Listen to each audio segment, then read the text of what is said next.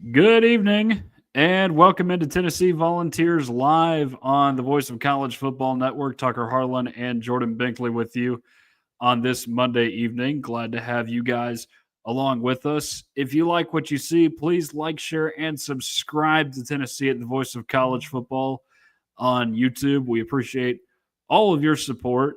And again, it helps you out a lot too. It gets you close to all the great Tennessee football content that you enjoy, and maybe you can share a friend, refer us to a friend. Sorry, my brain's all over the place right now. We got multiple big things happening. Um, yeah, share us to your friends that like SEC rivals. I'll just put it that way. That was a terrible intro, but we will power through as always. Hope you all had as good of a weekend as you possibly could. I know it was tough for some of us. Rare instance in which I'm actually jealous of Jordan going to a fall wedding or doing a fall activity that is not watching football, because it was not easy watching that game on Saturday. But Jordan, did you enjoy the wedding? No, I most certainly did not. That's the thing, is like you would think it would be fun, but I knew I still had a job to do. I mean, around halftime, I knew Tennessee was going to lose the game. So I had to sit there for like another 2 hours being tortured while my girlfriend, all her friends, they're all socializing at the dance floor. Cause I was sitting there in the reception watching everyone dance while I had my phone out there sitting antisocial with my AirPods in, just watching the whole time with occasional people tapping me on the shoulder, making sure I'm okay. And I'm like, just leave me alone. I don't want to talk about it. I was like, I want to be on the dance floor with you. Leave me alone. I'm tired of watching this game, but I got to do it. So yeah, there was a lot of envy that night of all the other people getting to have fun, dancing around, drinking, all that. Meanwhile, I'm just watching How does Tennessee lose. how does the other half live, Jordan? I genuinely want to know. I don't know how people do that and not brood over their favorite football team. And you showed me the picture of that cornhole set that you naturally happen to have a just be painted crimson with a white A on it. Naturally, it Yeah, had to happen. and that And ain't you the go ahead. Oh, I was gonna say that ain't the worst part either, because I think I found out whose cornhole that was because I had people like laughing, joking around. I couldn't understand what they were saying exactly because I had my AirPods in, but it sounded like they were bantering about the game, and it seemed like they were Alabama fans. And I'm like, "Can you please shoo? Can you like please get from back behind me? Go talk somewhere else about the game, just not around me." So yeah, Yeah, yeah, not good stuff. And I suppose we'll get into this game now that Tennessee lost 37-20 in Tuscaloosa to Alabama. And Jordan, this is generally the point in the show where I ask you what your takeaways were from the game. And I'm going to do that, but honestly, we are at a point now where we're just repeating ourselves with some of these because they keep happening. The only things I noticed in this game that were a little bit different than usual were Deshaun Bishop really having a breakout performance. That's a positive, one of very few positives I can take away from this game. And two, your run defense did not just give out entirely in this game, which I guess is a good thing. But at the same time, Alabama has not beaten people by running the football this year. So I don't know if that's really a sign of improvement, doing well against a struggling run offense. And then the other negative takeaway that I saw, although again, you could argue that we've seen this before, just not this year to this point, is Tennessee just folding like a lawn chair at the line of scrimmage in a big road game. The pass rush disappears, and suddenly the opponent's pass rush is all over you. 4 sacks in the game for Alabama. Meanwhile, you don't sack Ty Simpson once. But really, other than that, Jordan, I don't think there is much to discuss that we have not discussed already, which if you were looking for growth in year 5 from a head coach, that is problematic if you keep repeating the same problems that we've seen basically for 3 years now. yeah, honestly, it's quite frustrating. I mean, we've had a steady trend of knowing what to expect for the most part. each season when it comes to Heupel. I mean, you'll beat Florida and Alabama one year, and that would be at home. You lose to Georgia on the road, and then next season, flip around, you're going to lose to Georgia again. But this time, since you're playing on the road, something that Josh Heupel seemingly can't get get right yet. I mean, 5 years in, he's still struggling on the road. There's guaranteed losses to Florida and Alabama again. I mean, of course, we haven't played Florida yet, but I mean, I'll say that I'm not ultra confident in the game, even without their head coach, which it says something itself as well. You mentioned like Tennessee's rushing defense in the game. I mean, yeah, they didn't do it like that bad, but it's because Alabama's just really not that good at running the football. I mean, Ty Simpson carried them throughout the game, but I don't know. I was shocked seeing the box score a little bit because I think I saw that Alabama had 373 Yeah. yards of total offense, but it seemed like 600. It seemed a lot more than that. So that there's an example right there that numbers don't tell the true story because it seemed like Tennessee was just couldn't get off the field when they needed to against Alabama, and it's just terrible that like we can't seem to get the road situation figured out and like can't get over the hump. Can't put up 2 wins against Alabama in a row. Can't put up 2 wins against Florida 2 years in a row. It's like when do we start heading in the right direction and stop peaking at like 10-2? Yeah. Yeah. And 10-2 is absolutely the floor to get you into the college football playoff at this point, which is something we will discuss further on down the road. And again, you just keep seeing some of the same things. Obviously, we've mentioned the situational management ad nauseum.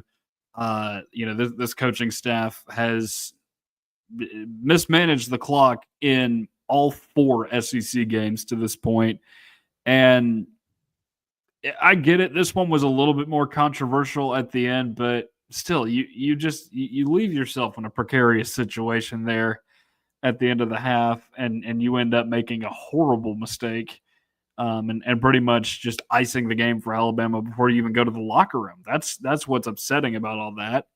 The penalties are still a problem. I know the box score may say differently because it doesn't count the free kick out of bounds technically on the tally, but I believe Tennessee had 10 penalties in this game on the road, which is just it's way too much. Too many pre-snap penalties as well for the Vols in this game. Tackling technique is bad. It's so bad.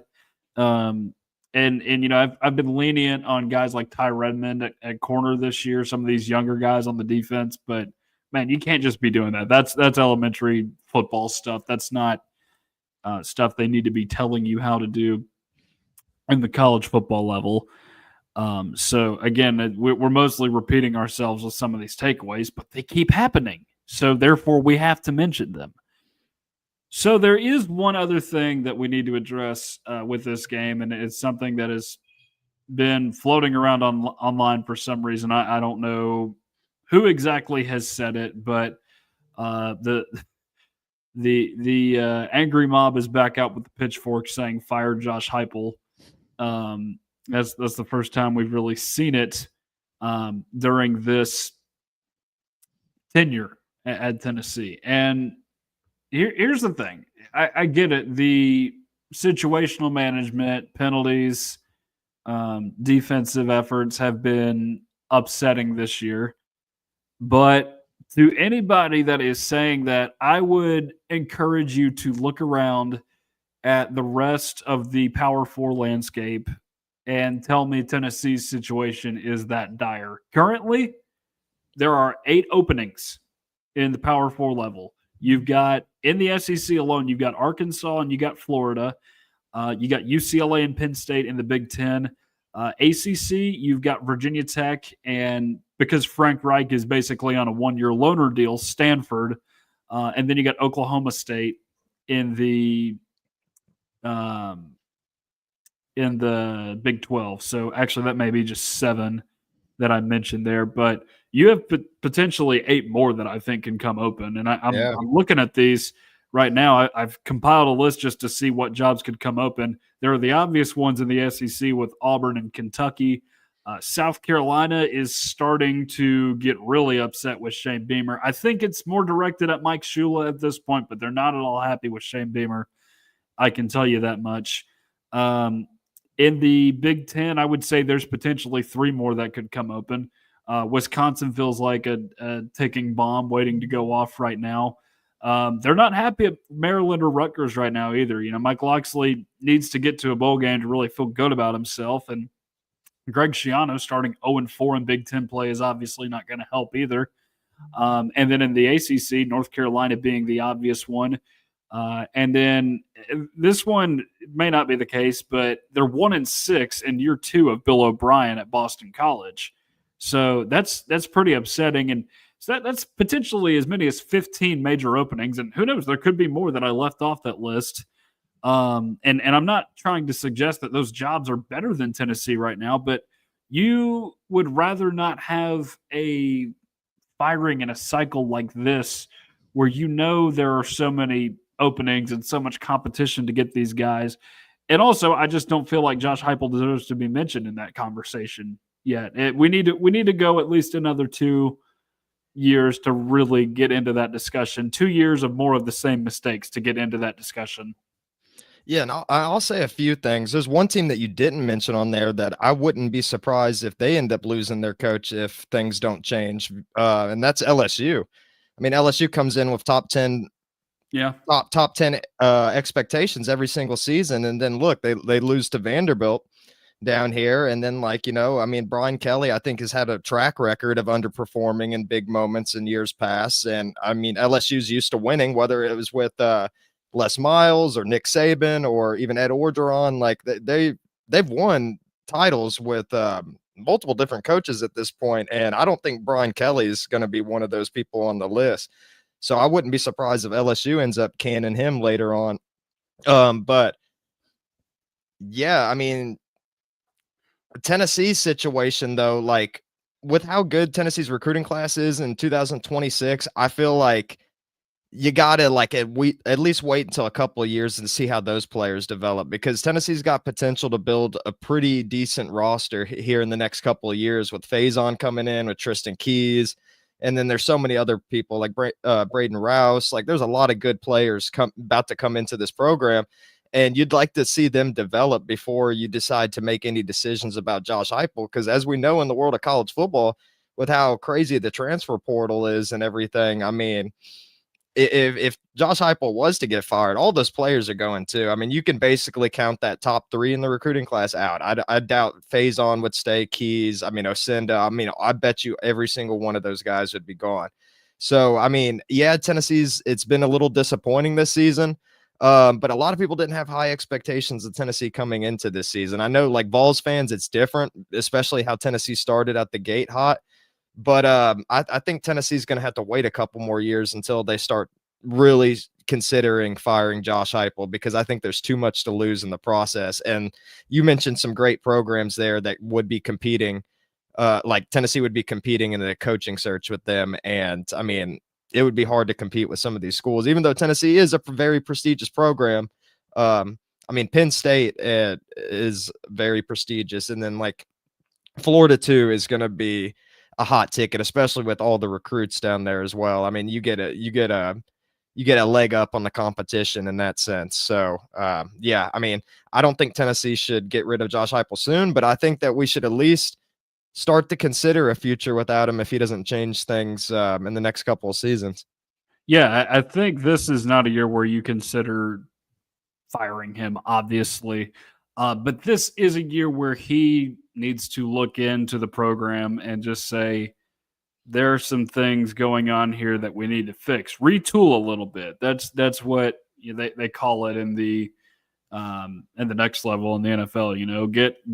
Get some guys in here that you're more comfortable with, and get some guys in that can be better. I mean, it's looking specifically on the defensive side of the ball, because honestly, like we just assumed this year that the defense was just banged up, and once all those guys got back, you wouldn't have any problem going to a college football playoff the way this offense is. Now it's just like the defense is it's just not at all what you thought it was going to be. We thought the defense would be good. It's taken a gigantic step back, and now you're sitting at the crossroads, Robert Johnson style, asking do I go down this path and build up a new coaching staff, potentially get new personnel within the program that can elevate you to it.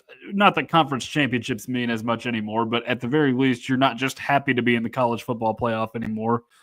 Or do you not learn from your mistakes and you go down the path that so many go down, which is just perpetual mediocrity?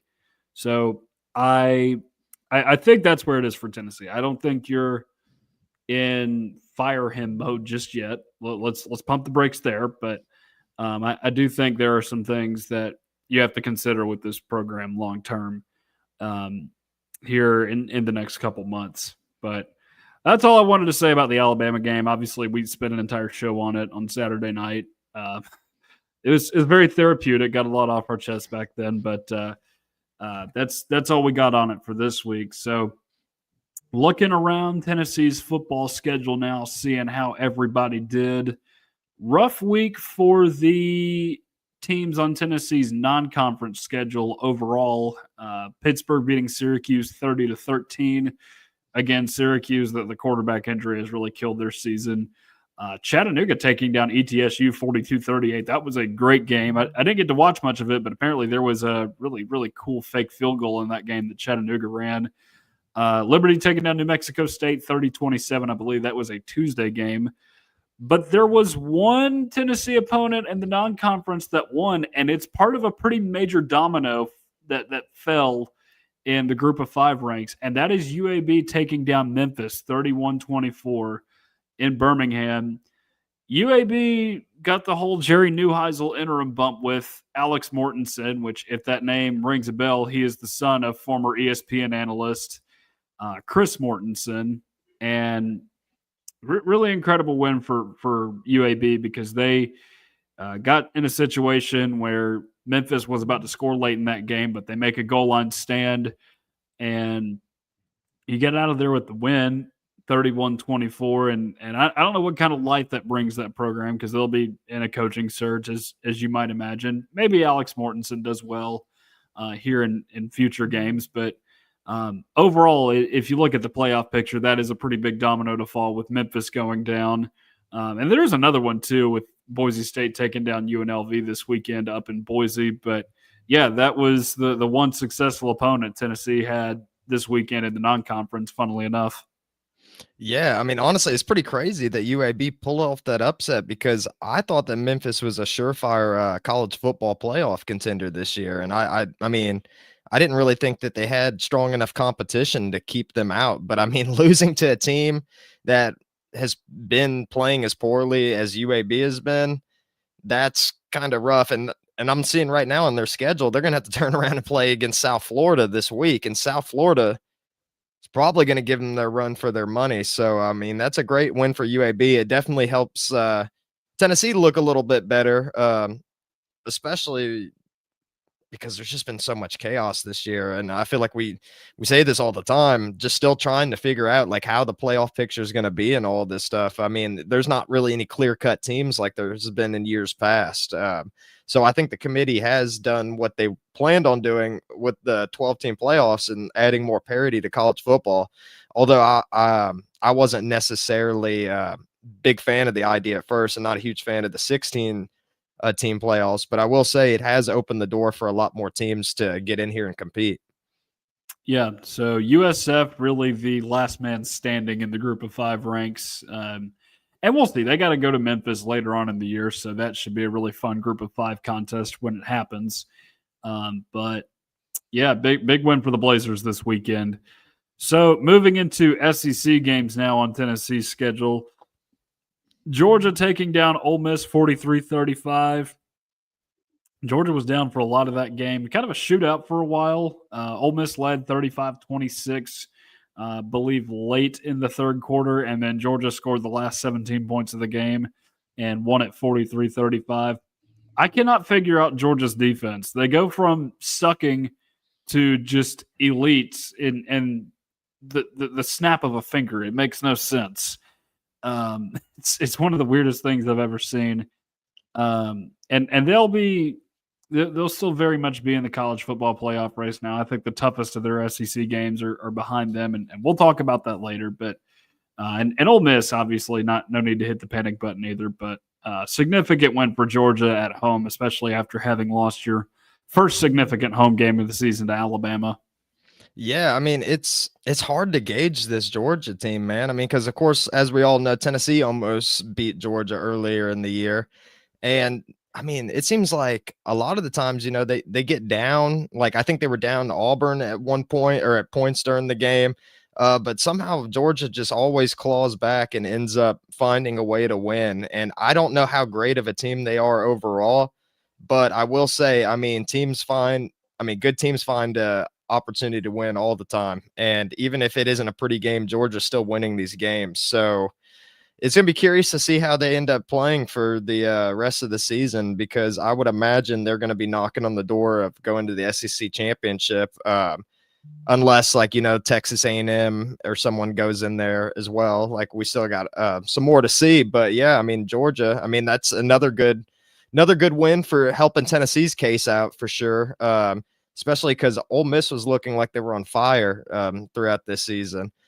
So it's pretty good that Georgia won that game, even though I know a lot of Tennessee fans don't like rooting for Georgia. Yeah, yeah. Not not good for the Vols by any means that the Georgia won that game, but you're going to have you're going to have a lot of stuff shape itself out in the college football playoff, and that game was obviously very important in doing so. Next game on the schedule, Florida beats Mississippi State 23-21. Tough loss for Mississippi State. We'll see if they can get into the get into a bowl game of some kind. And they got to find their wins at home. That's what they got to do to try and get into the bowl game, whatever that may be. And they got some winnable games on the road as well, but did have a chance to win that game late, actually, 20-7, I think at one point. And then they just couldn't pull it off in the end. Interception thrown by Blake Shapen late in the game, and you ended up going down in that game. I'm sorry, I'm losing my train of thought here. Florida, it's funny that they are the third team in the last 5 years now to have defeated Mississippi State and fire their coach the very next day, joining Gus Malzahn and Auburn and Jimbo Fisher and Texas A&M. So that's a very funny trend. But obviously the big story here is Billy Napier going down with the ship there in Gainesville.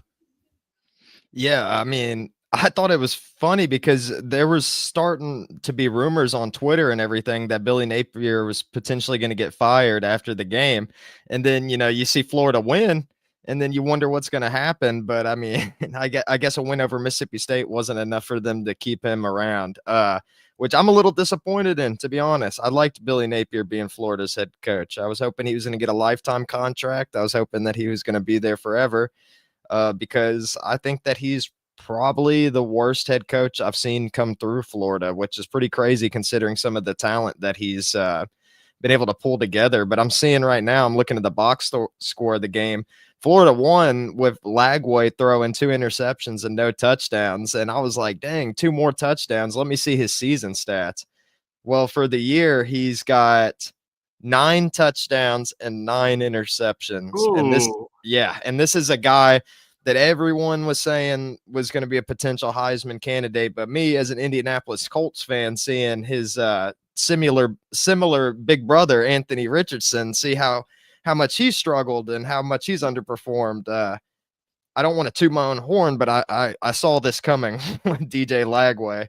And it's just interesting to see all that hype kind of go out the window here, because I don't hear anybody talking about him much anymore. Which also has got me curious about Lenora Sellers. I know Tennessee isn't playing him this season, but I think he's underperformed as well. But I have not really kept up with South Carolina as much. Okay, yeah. They're all underperforming. Yeah, 5 touchdowns and 2 interceptions for Lenore Sellers. So yeah, all the big name hitters, Lenore Sellers, DJ Lagway, Arch Manning. I mean, pretty much all of them are just not doing what people expected. So it's interesting. Yeah, DJ Lagway, the potential was there, but you knew that it was going to be you knew it was going to be a matter of whether or not you can string it together consistently, and you haven't seen it from him at all this season. So, but Billy Napier is gone. He somehow managed to last longer than Jim McElwain with an even worse record. He had Jim McElwain had 2 SEC championship appearances, and Will Muschamp at least had an 11-win season. Dan Mullen started his career at Florida 29-9, and then won 6 games his last year, and they fired him. Billy Napier had a losing record in 3.5 seasons, basically. So, yeah, Florida ends up doing what we all believed was inevitable last season. We weren't sure about it going into this season, and you said you gave yourself a pat on the back for that. Take you out on DJ Lagway. Time for me to pat myself on the back. I said before the season 2024 was Florida's version of what Tennessee had in 2019, where you have a horrible start to the season.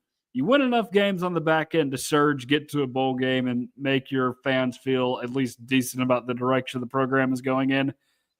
And then you proceed to just flop the next season and you get the coach fired, except Billy Napier lasted even less time than Jeremy Pruitt did on the job at Tennessee. But that makes 3 teams now that on Tennessee's schedule that no longer have head coaches.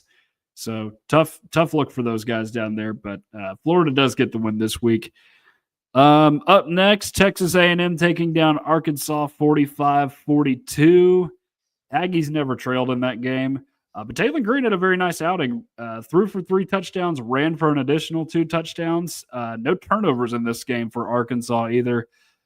And it hit me earlier today that Arkansas, they are getting to a point in the schedule where they're about to start seeing teams like Texas and Auburn and LSU who are good on the defensive end but don't have it on offense this year. So it kind of makes me wonder, like, can they pick off somebody here soon just because of that? Like, if they had a semblance of a defense, I would feel pretty good about them right now. They got to go out and get their guys, both as a defensive staff and then just in the portal this offseason, whoever that coach may be. But man, if they can find a way to keep that offense intact, they could be right back into somewhat of relevance in the SEC next season.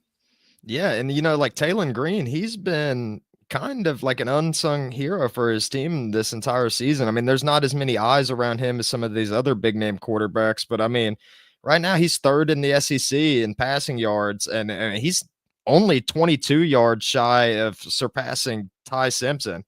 And he's also got 2 more touchdown passes than Joey Aguilar, so he's sitting at 17 right now. And then it looks like he's dropped a little bit in rushing, but I know at one point he was number 4 in the conference, but now he's number 6. I mean, he's got 589 yards, 5 touchdowns. I mean, he's a pretty dynamic player, man. And I think it was funny that you mentioned before on it was probably the same week we were prepping for the Arkansas game, but it's just a weird thing how they've had all these tall, like athletic quarterbacks and everything come through there. Because I mean, you look at him on the field, and I had no clue until this year that Taylor Green was 6'6", because he doesn't really look like it on the field. But yeah, like him, and you brought up like Matt Jones and from the past. Just an interesting little thing that Arkansas's had going on here. But yeah, I mean, I assume if like as long as Taylor Green's still playing good, even if Arkansas does have a bad defense, I mean, you'd like to think that they can outscore at least one of these teams and potentially get an upset, which would also reflect good on Tennessee. And after having 2 losses on the season, I think Tennessee is going to need to take every little small victory they can get, because I'm not sure that this will be the only that Tennessee's going to cap out at 2 losses this season. Yeah. So we'll see what Arkansas can do, but Texas A&M really looking like the best team in the league right now. Certainly the best overall record. We'll see what happens down the stretch. Moving on down the schedule, Texas 16, Kentucky 13. That game in overtime. Texas only 179 yards of offense in this game. The offense from Texas this year has been one of the biggest flops in SEC play so far. They made a goal line stand in overtime and they kicked a field goal to win the game. And defensively they did just fine in this game. Their defense has not been a problem for them all season, but I don't really think this says as much about Kentucky as it does Texas just not being what all of us thought they were. Yeah, I think so too. I mean, even though it was a close game, I mean, I'm still not threatened by Kentucky. I know most Tennessee fans aren't, considering the history between the two schools. But I mean, props to them though for making it an overtime game and actually being competitive here, Texas. I mean, I know they've underperformed a lot this season, but I mean, you're still talking about a ranked opponent, and like it's not like they don't have talent on their team. So I mean, but Kentucky though, I mean, if you look at like their stats and everything going on, I mean, there's not much to really see there. Yeah. We'll get into that later in Yeah. the show, but yeah, it's not good. No. Still not good, even though they kept this game close. Moving on down, Oklahoma 26, South Carolina 7. That game in Columbia. Oklahoma, who has not run the ball well most of the season, actually had a pretty decent day on the ground. Torrey Blaylock, the starting running back, goes for 101 yards in this game. They really just got up and stayed up in this game. It felt like they led, I think, by 14 early, and then South Carolina scored that touchdown. But Carolina just not able to do much in this game offensively. 6 sacks for the Sooners, who we know are very good on the defensive end. And the boos were just raining down all game on South Carolina, it felt like. So nice win for Oklahoma. They're not really beating a good SEC team yet, I don't feel like. And I believe their schedule is going to get tougher as we progress into the season. But man, South Carolina, again, we mentioned it earlier. This could be a time where you look at them and say they could be in the mix for a coaching search here soon if Beamer does not turn things around quickly, which he has actually done in the past, as recently as last season, but it doesn't look good. Let's just call it like that. It's just like South Carolina is just so wishy-washy. At times that they seem like they're a really good team, seems like they're a top 5 caliber team under Shane Beamer, but then like they underperform at times. And I mean, it seems like their season's falling apart right now. I mean, 3-4, 1-4 in the SEC. Lenore Sellers still isn't picking it up. I'm seeing right here that Mateer, I mean, he only threw for 150 yards. So I'm assuming he's still trying to fully recover from his injury. But I mean, we've seen it as Tennessee fans. I mean, it would be Tennessee fans' luck for John Mateer to have the game of the entire season against Tennessee. But we'll have to wait and see how he ends up doing with that. But yeah, Oklahoma's defense is scary. I think they're still number 1 in total defense. I could be mistaken, but I mean, 8 sacks this game. I know they had like 10 or 11 at one other game earlier in the year. That's going to be quite a problem, especially after seeing like what Alabama was able to do last week. Even though Alabama has a significantly worse defense than Oklahoma, in my opinion, and like their pass rush is not nearly as good. But so that's going to be something to monitor in the next couple of weeks. Last one to mention here, although I guess Auburn did beat Missouri 23-17 in overtime, but that game is not on the schedule for either of those teams. I think Mizzou's fine. Auburn is just not good. They need a new coach in the worst possible way. But LSU loses to Vanderbilt 31-24. Vanderbilt was favored in this game. Doors go for 239 on the ground. They did not trail after the second quarter of this game. And Vandy, that's a legit win for Vandy. We'll just call it like it is. I think LSU is a decent SEC football team. I don't think they're phenomenal, but I do at least think they're decent this season. But man, the offense has been an incredible disappointment at LSU this year. Their defense is much better, but it's just like one side of the ball has to work while the other is just terrible every single year for them. I don't know what that's all about. And you got to figure it's getting a little bit warmer down there for Brian Kelly. Not that he needs it with that Louisiana heat, but it is getting pretty warm down there. But Vanderbilt, I think, is legit. And I don't think it's unfair to say that they are one of the two toughest games left on Tennessee's schedule this year.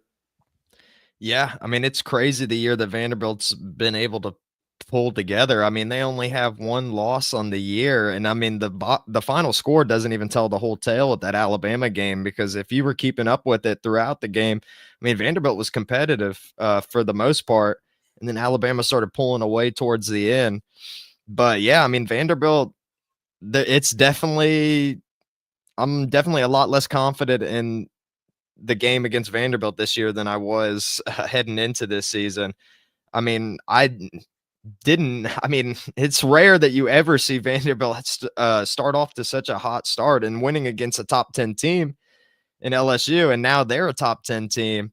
They're going to be a problem. And honestly, like, I don't know what to think anymore about this Alabama game. Like, I mentioned it last week or last Saturday after the game. I mean, there very well could be a situation where Tennessee finishes 7-5 this year. And I know that's not what people want to hear, but I mean, Vanderbilt is a pretty good team. Oklahoma's defense is going to be a problem. And I don't know. I mean, it's going to be tough. And who's to say that Tennessee even beats Florida this year in Gainesville? I mean, even regardless of them not having a coach, I mean, how many times have we seen a better Tennessee team lose to a underperforming Florida team? Pretty much every single time is the answer. So it's definitely the morale shifted right now amongst Tennessee, or at least from what I've analyzed. Yeah, that's a good segue to what I wanted to talk about next, which was a playoff picture. I felt like that would be more entertaining than poll notes, but I do think this will not be a conversation we have every week if Tennessee indeed loses another game, just because I feel like 3 losses would put you out. And to be honest, guys, the playoff picture is pretty bleak at the moment. There are 7 teams ahead of Tennessee in the SEC standings right now. If you just look at overall record, you got Texas A&M right now, Alabama also, both with undefeated records in SEC play. You got Georgia, who is, I would say, by default, the 3rd best team in the league, just with having that loss to Alabama and then winning against Ole Miss. And then I would put Ole Miss in that conversation as well. They're at Oklahoma next week, but you look at the 4 games after that, you got South Carolina, the Citadel in Florida, all at home. And then you're at Mississippi State, which I don't know, maybe that game could get tricky, but it is in broad daylight. They're playing that game at 11 a.m. Central Time on Black Friday, which is just criminal behavior by the major networks. But I guess the almighty dollar trumps any kind of tradition, unfortunately. The one thing that I would say about Alabama is that their 2 road games are against South Carolina and Auburn, and Kalen DeBoer's weakness is being a 2-touchdown favorite on the road. He is a 2-touchdown favorite on the road at South Carolina, who is struggling mightily. So I'm not saying that's a reason why they are going to lose this weekend, but do watch out just because I told you so. As far as A&M goes, like, they're at LSU this week. I don't think they lose that game, although they've not won at LSU since joining the SEC. I just think it's a better matchup for A&M on paper. And then I look past that, at Missouri would probably be their toughest game. Georgia Tech is lurking on Georgia's schedule. Georgia Tech is undefeated right now, and I would argue that is probably the best team left in the ACC, just given what we saw this week with Miami going down. Vanderbilt also very much in the conversation, which is just wild to say. I think the game at Tennessee is probably their toughest game left, and then behind that, maybe Mizzou this week, just because it's a home game. But you look at their other games, like Auburn and Kentucky should be wins. Both those teams are not good this year. And then you have Texas on the road, who, like we've said before, they're not good offensively. Like, Texas and LSU are essentially just different versions of each other, I feel like. 2 teams that can play defense, but just can't hurt you offensively. And then other teams right now with better records than Tennessee would include Oklahoma and Mizzou. I think, well, they're going to have to play each other. And I think Oklahoma's remaining schedule is just pretty tough too, with both Tennessee and Alabama on the road. And with Mizzou, you've got A&M at home, and who knows, maybe Arkansas strings together some points and outruns them. So, but that's what it looks like in the SEC. It's a lot of teams Tennessee's going to have to win out and hope to get in over at this point. And then looking around and at the other teams that are potential at-large bids here that you could be looking at later. Ohio State and Indiana are the obvious two in the Big Ten. I'd throw Oregon in there as well, but Big Ten not looking like it's going to have a super heavy year outside of those three. Already discussed the ACC a little bit. Big 12, BYU's still unbeaten in the Big 12.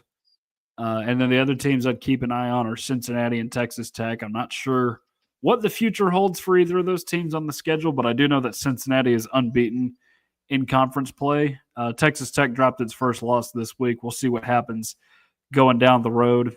And then, of course, you got the other teams outside of the Power Four ranks, which technically includes Notre Dame because they're independent.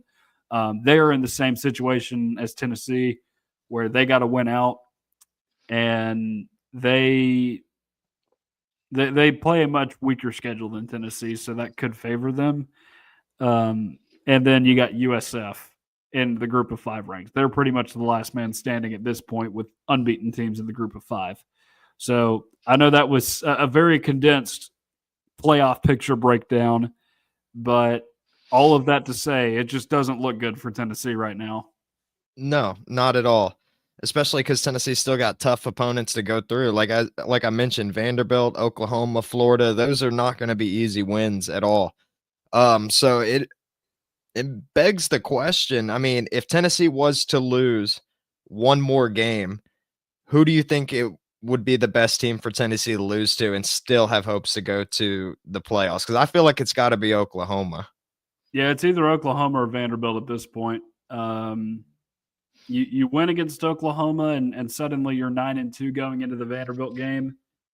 I don't think you can lose to anybody though and try and get into the playoffs. That's the problem. Is if you lose another game, you're 9-3, and it just looking at the way the SEC is shaping out. Unless there's just some major upsets here down the road, it's going to be hard for Tennessee to find a way in. I'm just going to keep it real. Yeah, and I think last year there was only one team with 3 losses, and that was Clemson, correct? Or was there another team? It was Clemson just because they won the ACC title game. Yeah, and I don't think the SEC championship is an option for Tennessee at this point. So, I mean, with that being said, yeah, Tennessee probably does need to win out, but I mean, man, it's gonna be tough. They're gonna need a lot of luck to fall their way, I think. But I mean, the absolute nightmare scenario is Tennessee losing to Vanderbilt and giving them the keys to the college football playoffs, which would be the most chaotic thing to happen during the throughout the entire season. Yep, absolutely. It'd be brutal just on so many different levels if Vanderbilt got in. That's a program that's not been relevant in almost a century getting into the playoffs just because you had a 25-year-old graduate student come in and just lengthen his eligibility and try to stay in college even longer. So, along with a bunch of assistants you brought over from New Mexico State. So, but that's all I got on the playoff picture this week. Before we move to Kentucky, I do want to talk recruiting for just a second because Tennessee did get another commitment in the 2027 class. This is commitment number 2. JP Peace, the linebacker, Philip Fulmer's grandson, of course, being the first. And this week, it's Kamari Whitfield, a cornerback from Orlando. He is a 3-star, and he plays for, I forget what the name of it is. I think it's the First Academy. Yeah. In Orlando that he plays for. So I just knew it was one of those schools that sounded like one of those, like, do they even have academics there? Like there's some of those schools out there. It's just kind of funny. Like I'm not trying to trash them, but you know how it is. It's just the tiny little private schools, and that sounds like it's one of them. But Jordan, your initial thoughts on Kamari Whitfield? I'll say that I was kind of intrigued watching his film because I mean he's listed as a corner and then he's definitely got a corner's build. I think he's 5'10", 170 on the dot. But I mean he lines up kind of like an outside linebacker in seemingly every single one of his highlight plays. I mean, it does look like he can make tackles in the backfield, and there's times where he's been able to make good angles to wrap up and make the tackle. But I didn't see too much coverage from him, which is getting me concerned. Like I did see that he did have like I think it was an interception. It's kind of hard to tell if he may have dropped it in the end zone, but he had like a diving interception, I think, in the end zone. There was also one play that I thought was interesting where the running back fumbled and he picked it up and he was going quick there for a second. I don't know if he's got a 40 time that's been confirmed yet or anything like that, but he looks like a pretty quick player. But I just don't know how great he is in coverage. I mean, he kind of reminds me a little bit of Boo Carter from a little bit that I saw from him, except I would assume that Boo Carter is significantly better in coverage than him. Yeah, my takeaway so far is that he can do a lot of different things, like setting the edge, getting to the backfield, making big plays on running backs, just trying to get out there. But I've not seen him, drop back and try and run with a wide receiver in coverage. Maybe it fits Tennessee's defense schematically. I just didn't see that on tape, and maybe that's something that is not right for me to look for right now. And again, this is only, or at least most of what I watched was his sophomore year tape. I did watch his highlights from, I guess, this past weekend or whenever his last game was, but um, obviously he's got a little ways to develop, but that's just how it is at that level of football. And he's going to come here, he's going to get bigger, obviously, as all these kids do. So, but no, I do like the pickup. Good to get any kind of defensive backs in the class, especially with Tennessee only bringing in one corner in this 2026 class with Theodore out of Baylor. But yeah, Kamari Whitfield is your second vol in the Tennessee 2027 football recruiting class. So some good news on that front for Tennessee last week. Okay, shifting to the next game on Tennessee's schedule, and the last thing we will discuss tonight, and that is Kentucky. And you go into certain games every year, particularly the big three, Alabama, Georgia, Florida, where your result in that game kind of defines the season. If you play one of those teams close and win one or two of those games, then it's not a bad year usually. If you lose all three games and you're not competitive in them, then the season's a little bit of a wash. But usually there is a win in your back pocket in SEC play, and that win is typically Kentucky. Here's the thing. If you want to consider yourself a competent Tennessee football coach, you will not lose to Kentucky. It's the truth. I did the math earlier today just to make sure I remembered correctly. And guess what? All three coaches that lost to Kentucky within the last 15 years were fired less than a year after that loss to Kentucky. Derek Dooley lasting the longest, I believe, 11 months and 3 weeks, so not quite a year. Butch Jones lasted, 2 weeks, I think, because he coached the Southern Miss game, and then he got run out of the stadium by Missouri the week after that, the Will McBride experience. And then Jeremy Pruitt, I think, was basically 4 months because they fired him January 18th. Maybe I'm getting my math wrong. I don't know. But again, the point stands. If you lose to Kentucky, bad things will happen to you as a Tennessee football coach, especially this Kentucky team.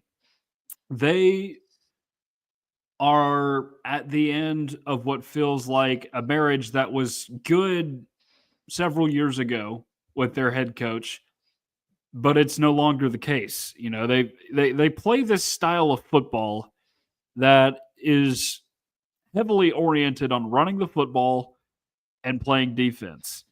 And when you're winning and getting to bowl games and doing all that fun stuff, at a place like Kentucky, it's great. But when you start losing, your fan base is going to get very tired of it very quickly. And I think that's what we've got going on at Kentucky. Do have a couple more stats to share with you before I hand it to you, Jordan. Mark Stoops has 8 total wins over SEC opponents that have finished the regular season with winning records.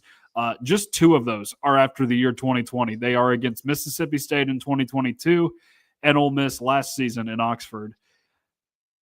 Dating back to November 2021, here are the teams with 2 SEC wins in Lexington, Kentucky. You have, of course, Kentucky, but then you also have Tennessee, South Carolina, Georgia, and Vanderbilt. Again, Tennessee must win this football game. This is the worst Power 4 team Tennessee will play all season. There are no excuses for a loss this weekend. Yeah, so we were talking about earlier about potential hot seat with Josh Heupel if things don't change around.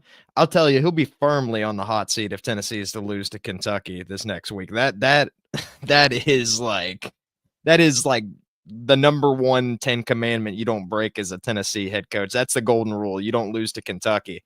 And speaking of not losing Kentucky, I did a little math here too. And Tennessee has played Kentucky for 132 years. Or that's when the rivalry started, is 132 years ago. Guess how many times Kentucky actually beat Tennessee at their home stadium in that 132 years. Kentucky at Kentucky's home stadium? At Kentucky, yeah. It's got to be more often than in Neyland Stadium, right? Or is it fewer? Not by much. I mean, it is more than Neyland Stadium, but not by much. I'll just give you the answer right here. Tennessee has only lost to Kentucky at their home stadium 15 times in 132 years. Yeah. 15 times. So Tennessee surely can't lose this game. On top of that, too, I'm seeing that Kentucky's leading receiver, Kendrick Law, he is number 49. Number 49, not in the country, number 49 in the SEC in terms of receiving yard. That is their leading receiver, by the way. Yeah. They have no other receivers in the top 50. Yeah, and another stat that's very unfortunate with this Kentucky team. He's got 199 receiving yards for the season. So first and foremost, that is not very good at this point in the season.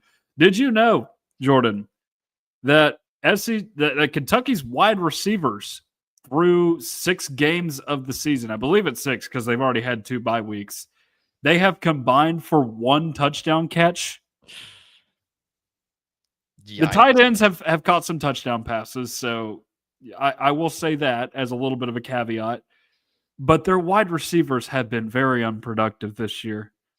Let's just call that like it is. It's not at all good. And Jordan, going back to what you said about the overall record Tennessee has over Kentucky, you and I will be dead and gone long before Kentucky ever has a winning record over Tennessee in football. They would have to win, I forget how many straight exactly it is. It's at least 55 straight to have a winning record over Tennessee.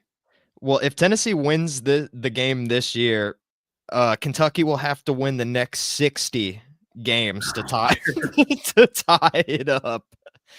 So so that's something that we're not going to see, probably not our grandchildren. Like, I don't know if you ever get out of a hole like this. I mean, it's got to be one of the most one-sided rivalries in all of college football. I think the only one that really comes to my mind, Oklahoma and Oklahoma State.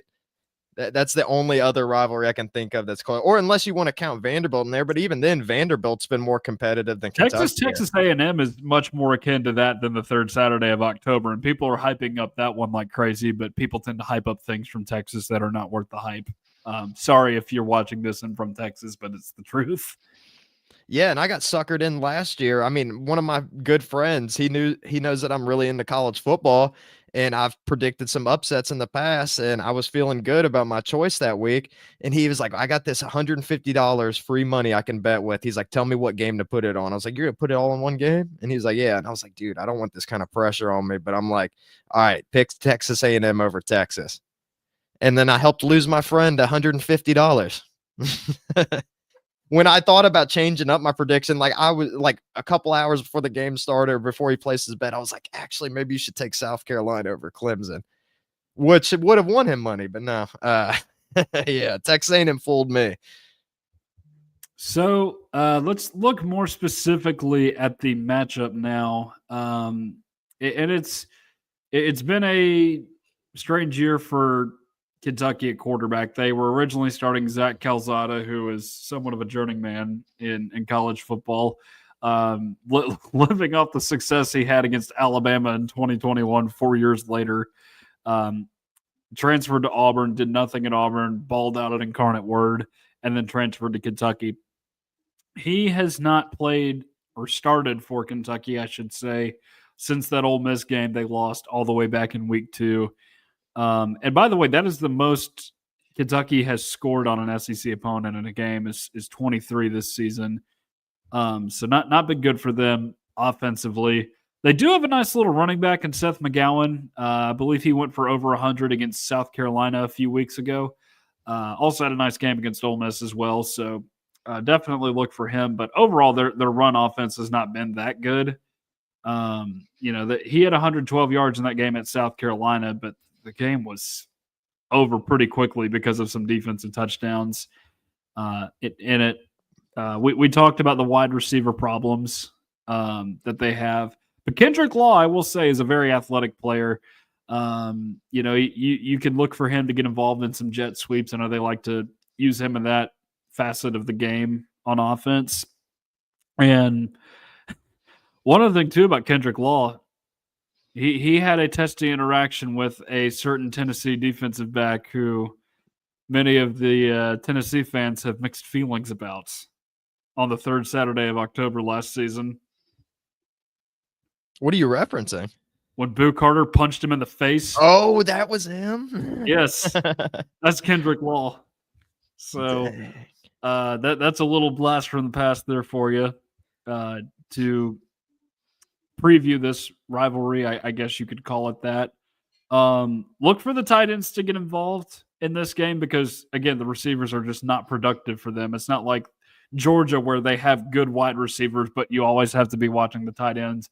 No, it's look for the tight ends because the receivers are not productive. That's that's what we're discussing in this light now because you've got two tight ends. Willie Rodriguez, who I think was one that Tennessee was trying to get out of the portal a few years ago, but they opted for Holden Stays and Miles Kittelman instead that year.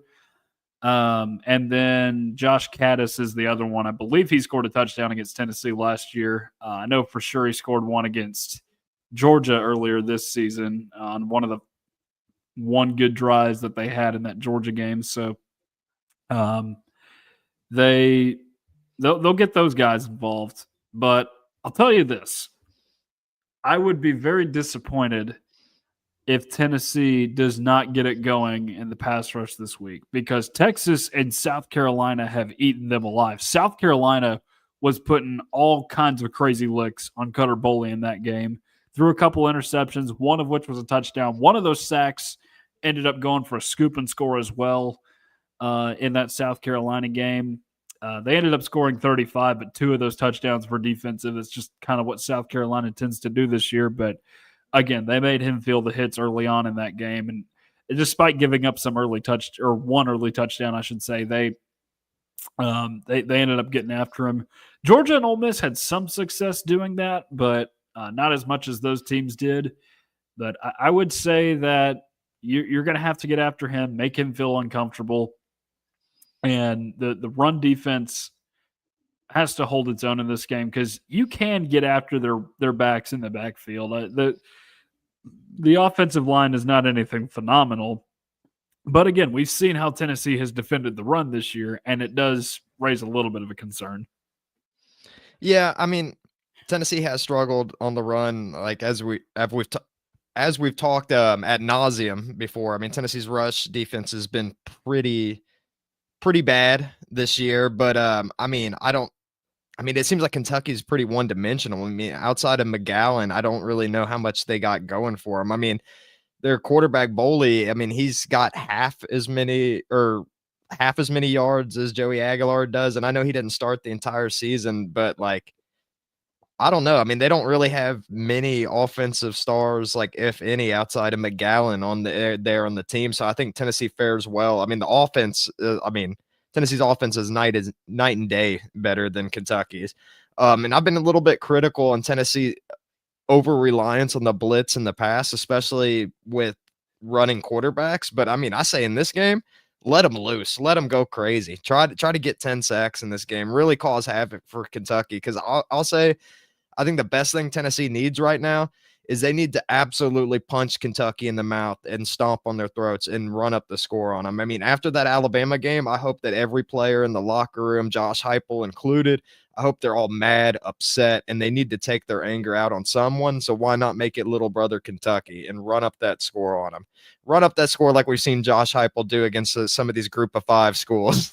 They're late at the end. Yeah, Put the backups in and keep throwing the ball and just absolutely destroy them. And maybe that's what Tennessee needs to get the momentum swinging again. Because after Kentucky, it's going to be a little bit of a tough road.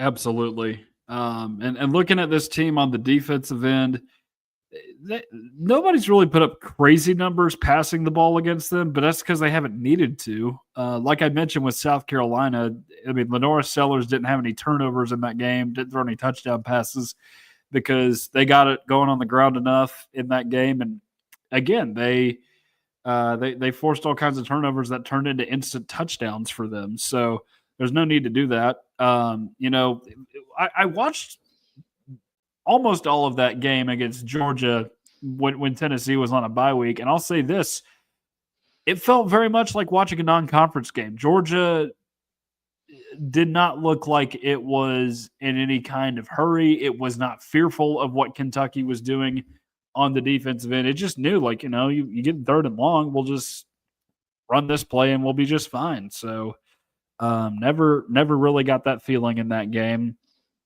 Ole Miss, I kind of throw out just because, Austin Simmons was the quarterback for Ole Miss. So you didn't really have to worry about it's a bit of a tough thing to judge just because you've seen a quarterback who's been benched now effectively, or at least it would appear to be going against that team. So it's a thing of the past. And then of course you got Texas, who I think we can agree this has less to do with Kentucky having a decent defense and Texas just being completely inept on offense at times. That's just what it looked like. Going back and watching some of those highlights, because obviously we weren't able to watch that game with it going on the same time as the Tennessee game was. But yeah, I mean, they're going to try and field a tough defense, but I'll say that the next time that Josh Heupel's offense scores less than 28 points on a Mark Stoops defense, will be the first. Yeah, and I don't see it happening. Like I said with the Alabama game, I mean, you got to think that there's a fire lit under this Tennessee team. And then on top of that, too, I mean, Kentucky's got more turnovers than they do passing touchdowns. So you'd like to think Tennessee can force a couple in this game and then probably capitalize it, too. And if it comes down to like passing the football, if it's going to come down to that, where both teams are trying to trade shots, there's no way that Kentucky keeps up with Joey Aguilar. But I don't even think Joey Aguilar has to have a crazy game in this one. I mean, honestly, I think Tennessee could ground and pound Kentucky for the whole game if they wanted to, but might not be the smartest idea considering that, like, Bishop got shaken up a little bit a couple weeks ago, try to keep him healthy. But maybe Tennessee can use this to get some more people ready. Maybe we can see a little bit more Peyton Lewis in this game because I know that he started to pick it up a little more in the year. And then Staley's been picking it up too. I saw that. Where is it here on my notes? He's got 3 games now with 92 yards or more. And all 3 of those games were against SEC opponents, Georgia, Arkansas, and Alabama. So he's starting to merge a little bit too. Maybe get him some more catches. But this could be a good game too if Tennessee really wants to give Chris Brazzell the ball back because, I mean, I think he's pretty much hurt his chance of winning the Biletnikoff now, but maybe he could put up some numbers that could maybe help get him back in the conversation. But I'm just more so hoping that Tennessee players don't get hurt this week because I feel like there's no excuse when it comes to losing Kentucky, and I don't I'm not going to predict Tennessee to lose to Kentucky. Yeah, I have a feeling that you'll see the run game get going. 3 of the 4 teams that Kentucky has lost to have done really well on the ground. Those being Georgia, South Carolina, and Ole Miss. I think Ole Miss went for over 200 in that game. Georgia was, I believe, just shy of 200. Same with South Carolina. Texas, I think, only had like 32 rush yards in that game. They're just not good offensively. I think that's fair to say. So, no, I fully expect Tennessee to be the toughest offense that Kentucky has faced all season. And I think you could get one of those guys that you mentioned, just Deshaun, or not Deshaun Bishop, but if you don't want to overuse Bishop in the game, you could get Star Thomas or Peyton Lewis involved in it. And, it makes me think back to 2 seasons ago where you've got 3 running backs that you really trust and Jalen Wright, Jabari Small, and Dylan Sampson. Dylan Sampson had very much been your 3 to that point this season. But Dylan Sampson ended up being a big reason why Tennessee won that game up there in 2023. Now, you would hope it doesn't come down to that this time around just because Kentucky is considerably worse than that team. Although it's funny, Devin Leary was not good at quarterback for most of that season for Kentucky and then just randomly goes for 372 pass yards against Tennessee and then disappears again. I don't know if the same will happen with Cutter Boley. I mean, statistically speaking, he was 31 of 39 against Texas, which is not terrible. It's not like he passed for a ton of yards, and he still threw an interception, but and he did run for their only touchdown in the game too. So you do have to keep an eye on him as being a dual threat quarterback. I don't think he's going to kill you like Taylor Green or Ty Simpson potentially, but just know that that's a possibility. Yeah, I mean, I think Tennessee comfortably wins this game, and as they should. Even if Tennessee was a worse team than Kentucky, that's still a game Tennessee should win because we are Kentucky's Florida, the same way that Florida is to us. But yeah, do you want to get into predictions for the game? Yeah, we should probably do that. We've been rambling on long enough.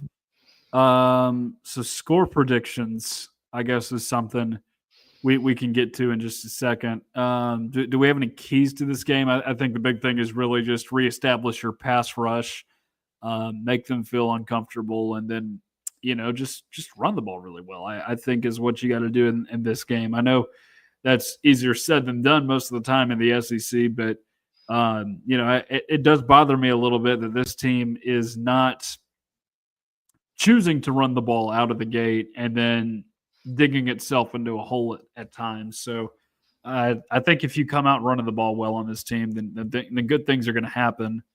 And then just avoid any kind of situational disasters and mishaps that you've had in your previous 4 games. It will be a miracle if this team doesn't do it at any point later on in the season. Don't do it on the road against Kentucky, please. Please. And even if they do, because we know like this is a problem that Josh Heupel's had, at least don't let Kentucky capitalize off of any clock management mistakes or anything like that, or bad play calls. But yeah, I mean, I agree with you on the keys. I think running the football is going to be very pivotal in the game. I think Tennessee could just win by running alone. I mean, if it gets in the passing situation, of course, Tennessee is going to win that battle too. But the only other thing that I'd really add on there is I want to see a couple turnovers from Tennessee. I want their defense to build up some more confidence, even though I don't think they'll need turnovers in the game, because I think Tennessee's offense speaks for itself against Kentucky. But it would be nice to build some more of that confidence up because they're going to need more turnovers and to make big plays when Oklahoma comes to town. Yeah, absolutely. So score predictions. Jordan, do you have one? Yes, and this is going to be an ultra confident one, and hopefully I finally get one right. But I don't see Kentucky scoring a touchdown outside of maybe one McGowan rush. They might get a field goal in the game, but I think Tennessee capitalizes off of a couple of turnovers. And with that being said, I think Tennessee wins 52-10 and takes a beating on them. Wow, 52-10. Man, yeah, that would be ideal because you haven't had a result like that up there since, what was that, 2015, where they absolutely hammered them. So 52-21 up there in Lexington. I'm not that confident. I'm speaking into existence right now. Tennessee's kicking.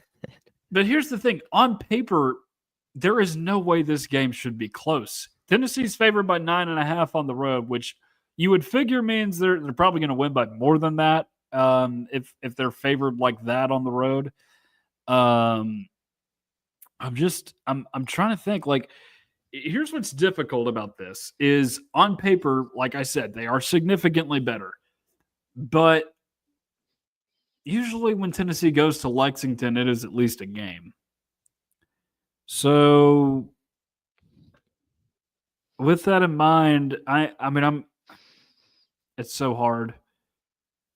I'm gonna say Tennessee 38, Kentucky 14. That's what I think should happen just because Kentucky is that bad of a football team. But I could see it being much closer than that. Something tells me it's going to be closer, but that's just the score that makes sense in my head after having watched all those Kentucky highlights and seeing Kentucky play against Georgia. Like can they stop the best offense they see all season? And I know Tennessee's defense has been iffy all year, but this is the iffiest offense you're going to see all season. Tennessee's at least gone up against good offenses and Steve Angeli, Syracuse, Arkansas, Georgia, and Alabama. So it's not as if they've just not gone against good offenses all year.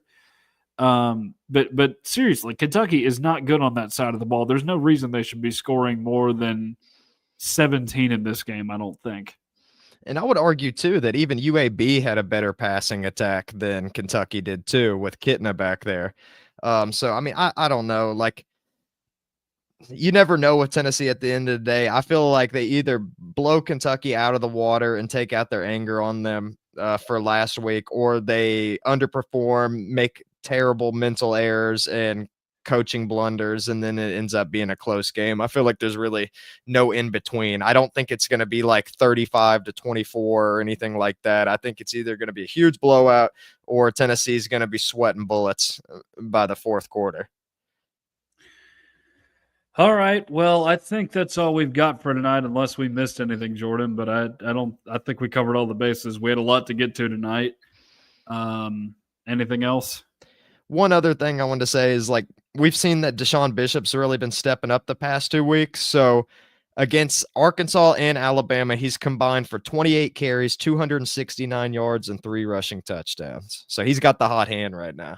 Yeah. I mean, if you're into riding the hot hand, I think you can do that. But if you get up big early in this game, then I would not worry about playing him that much. I think is what I would say. But, it's a road game in the SEC. That's not a guarantee. But I think for all intents and purposes, it is much closer to basketball season than football season up there in Lexington. So we shall see what happens on Saturday. But that is going to do it for us tonight here on Tennessee Volunteers Live. We appreciate all of you for watching us. Even if there happens to be a contentious situation going on the interwebs at the moment, we'll discuss that if it progresses into something that we fear it may.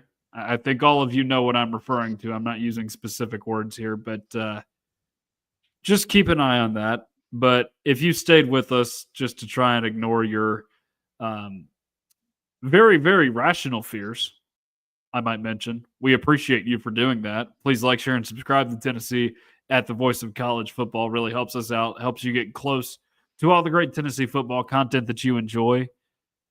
And for Jordan Binkley, I'm Tucker Harlan. We will talk to you guys late Saturday night.